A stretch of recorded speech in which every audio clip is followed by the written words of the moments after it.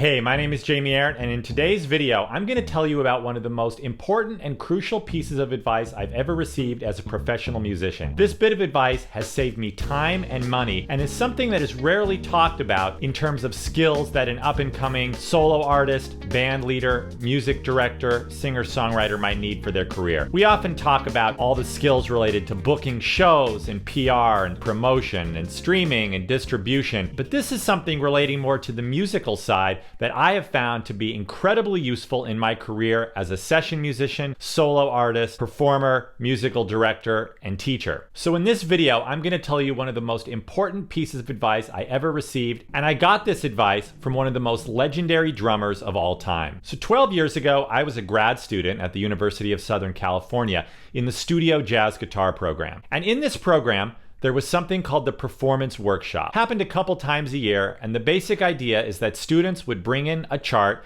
with an arrangement or original tune, usually a jazz standard, and present it to a professional rhythm section that was hired by the department. It was usually a drummer and a bass player, sometimes a drummer and a Hammond organ player. And the student would bring the arrangement, the professional rhythm section would have to sight read the chart, and the guitar faculty would sit in the back of the room and give some feedback on the guitar playing, and it was the professional rhythm section's job to sort of analyze the chart and make sure that the chart was readable. And most of the time, the rhythm section that they hired players would, be polite and read it.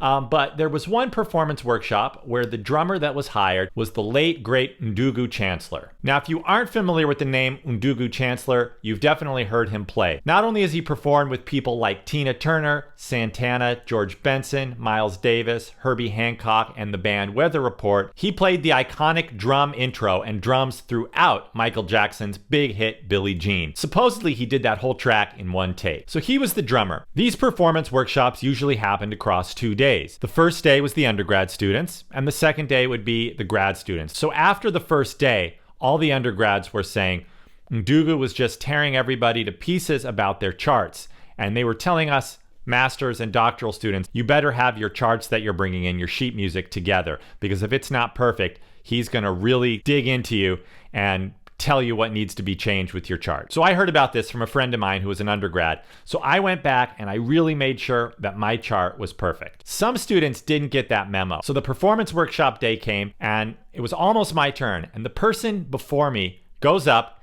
hands Ndugu the chart, and starts just explaining things. Okay, so this song is going to start in swing, but then it's going to go to Latin, and then I want you to switch to do this, and then we're going to do this, and there's going to be a solo here. And Ndugu just looks up from the chart, stares down the student, and says, "Why are you talking?" And this student just froze when Ndugu said that. Looked so frightened, like a deer in the headlights. And he kind of said, I'm kind of telling you how the song goes. And Ndugu shakes his head and said, "It shouldn't be you doing the talking.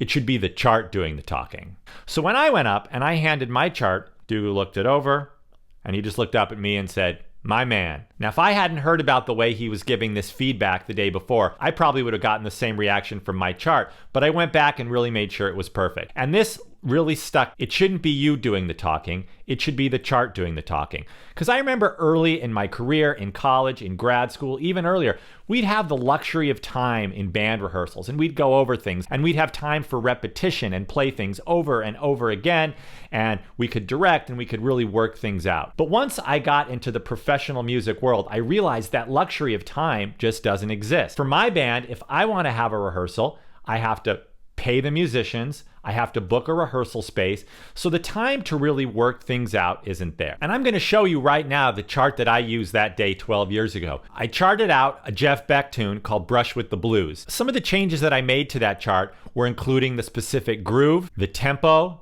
I also included some of the bass part, so the drummer can see what to match with the bass part. I included a little note about the drummer starting on brushes and switching to sticks, and I made sure that everything was clearly written. And I'll talk more about how to make your chart look clearly written a little bit later in this video. And guess what? I still use this chart to this day when I play this song with my band.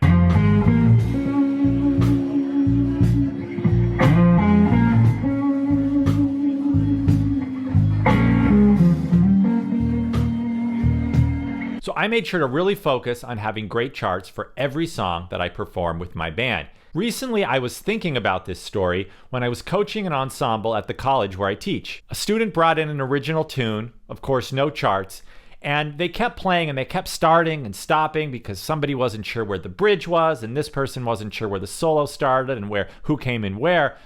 So I told them, why don't you just bring in a chart? If you brought in a chart, you wrote it out, everybody would be reading the same thing and everybody would be on the same page. And I've learned in my career, I save a lot of time and money by having charts to all my songs. When I do shows with my band, I actually rarely even rehearse, and I don't have the same musicians all the time.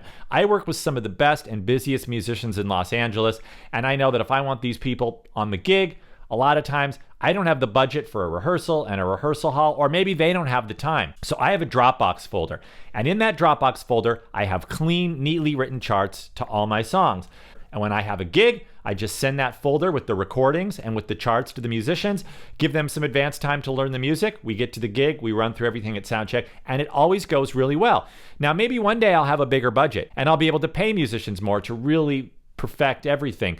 But with the budget and the time and the schedule that I have, I'm lucky to have great musicians, and we can just look at the charts at soundcheck, and if they're good musicians, they can get through it. So if you're a singer-songwriter, an up-and-coming musician, a band leader, a musical director, I highly encourage you to have charts made of all your repertoire. Now, let's say you're an artist and you have a band and you say, you know what, my band knows all my tunes. I don't need to have charts made or make charts for my music. Well, if somebody in your band gets sick last minute, or somebody gets called for another gig, or their car breaks down and you need to call a sub might not have time to sit and rehearse and go through all the music and listen. But if you have charts, that person can just jump right in and read. Now you might be saying, well, wait a second, not all of us can read music or have the ability to read charts or make charts. So totally valid point. And this is something that I recommend practicing and learning and working on. It's a great skill to have and will come in handy and save you time and money. Now, if you can't make your own charts, I recommend finding a copyist or somebody who can take the recordings of your music and write out charts and make charts for you.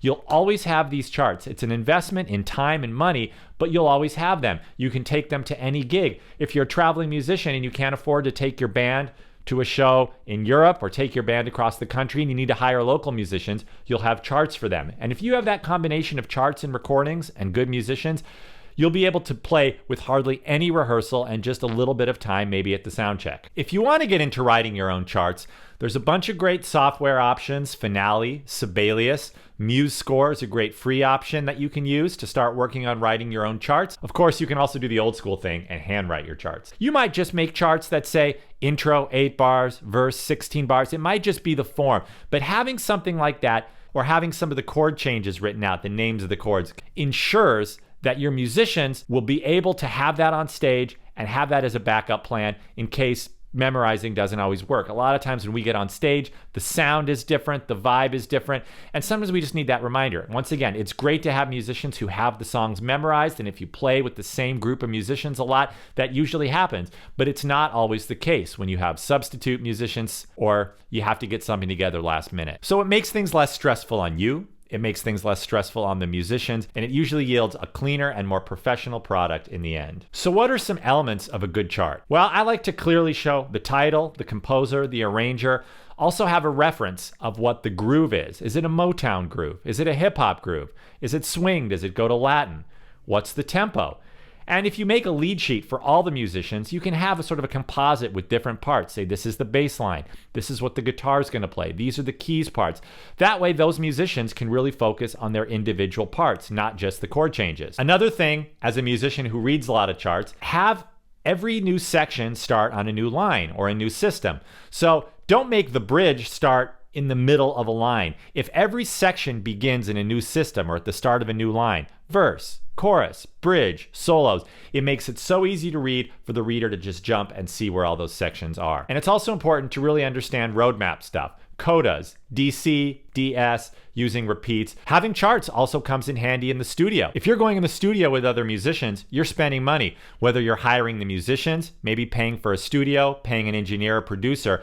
And if you have charts, even if it's just simple form stuff, versus the entire chart, you're going to save money because people can read. It's less time you have to talk and go over things. And I'm giving this advice from both an artist and as a sideman. When I have the charts in advance, things to study and read and look over, it makes my job a lot easier. I don't have to go through and spend time actually writing out the music and learning the music myself. To me, the combination of charts and recordings is an unbeatable combo. Charts can also help you get better musicians. A lot of times if I get a call for a gig and they say they have charts, I know that for whatever the rate is, there's going to be a lot less work on my end because I'm not going to have to go through and memorize all the music or learn the music or make my own charts. If charts are provided, I already know I can devote more time to really perfecting the music, and it's going to be less of a time commitment for that gig based on the amount of money that the artist is offering. So whether it's an artist I'm musical directing or a show of my own, I always make sure to have great charts and hire musicians that can read the charts. And every time I do, I think of Ndugu's words,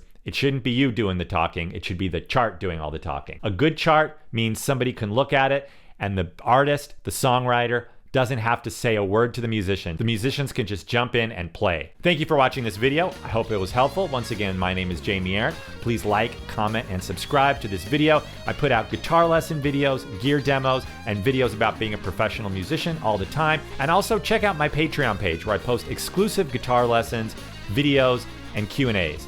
Thanks for watching.